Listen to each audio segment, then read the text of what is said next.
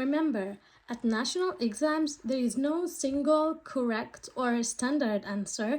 There is rather a convincing answer. Hello everyone and welcome to this new video. Today I'm going to talk about a new writing aspect which is often overlooked yet is incredibly important in academic writing: your voice. You might wonder, how can voice be an aspect of writing? Well, yeah, your writing should demonstrate your unique voice. Remember, at national exams, there is no single correct or standard answer. There is rather a convincing answer.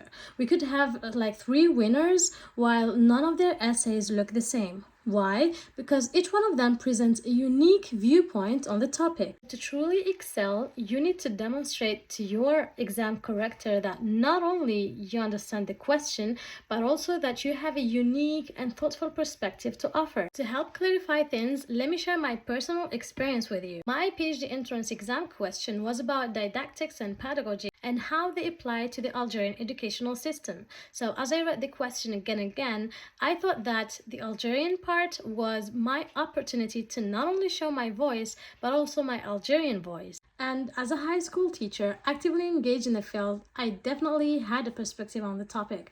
So my point was to say that the Algerian educational system, particularly EFL realm, has also adopted modern student-centered teaching approaches, specifically the competency-based approach. But my real perspective on the topic was that the educational system didn't really succeed in doing so. And I'm sure that my perspective aligns with many of yours, English teachers. Back in the day, I was teaching an overcrowded classroom of 40 pupils and had colleagues of mine teaching classrooms of 50 or more.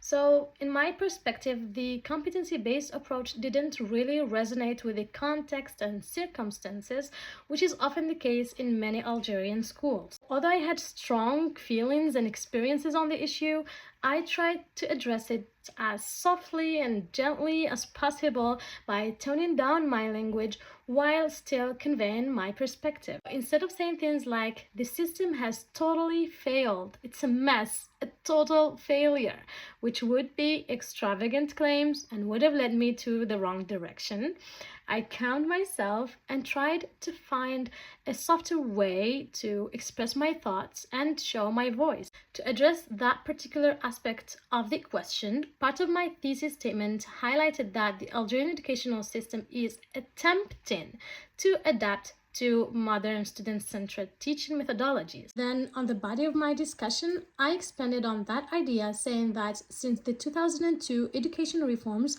Algerian education policymakers have adopted the CBA, which marks a shift from traditional content-based curriculum to a more learner-centered, process-oriented framework. Then I concluded the paragraph by admitting that such a move represents a step towards modernizing language education. Finally, in the conclusion, I reinforced what I mentioned at the very beginning. Then I finished with a sentence saying that this is at least what the Algerian educational system is trying to attain.